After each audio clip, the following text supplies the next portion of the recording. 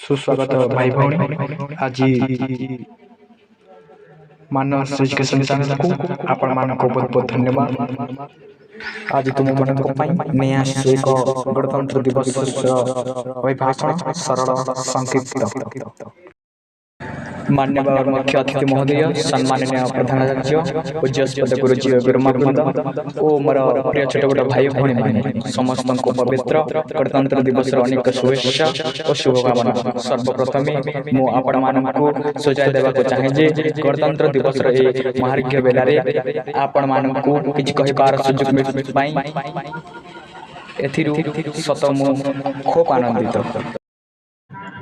आपण माने समस्त जानती 1950 मसीहा आज दिन में आम देश शासन निमंते उद्दिष्ट संविधान कार्यकारी आरंभ करथिला। आउ सही गौरव मुहूर्त को अविस्मय रखा उद्देश्य सगर्वे और सहर्ष ए दिनटी को धूमधाम रे पालन करा जाए। आज आम गर्वित जे आम देश भारत होउछि एक विश्व सर्वबृहत्तम गणतांत्रिक राष्ट्र जोठारे जाति धर्म वर्ण निर्विशेष समस्त रही अधिकार और निजर प्रतिनिधि को निर्वाचन करिबा। खुशी कथा जे विगत केते वर्ष मध्य आम देश विभिन्न दिग को अग्रगति करी समग्र विश्व एक स्वतंत्र स्थान सृष्टि करिबार सक्षम हो पारिछि। आज दिन आम लागि एक स्वतंत्र दिन अटे। ए दिनटी आम पई आत्मसमीक्षा दिन अटे।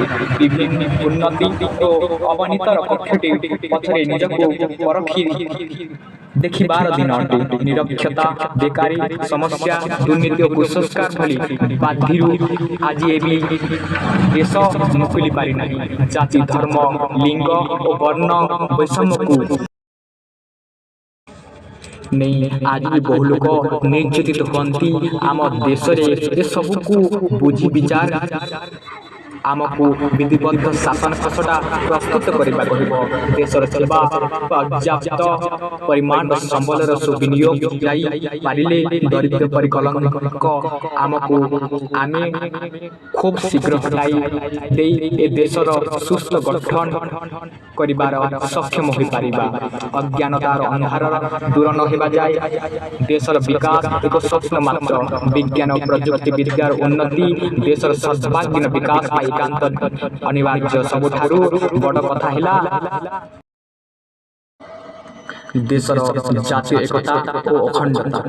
देशर विभिन्न धर्म भाषा संप्रदाय भितर सद्भाव रखि पारिले देशर अखंडता विपद मुक्त होई पारिबो।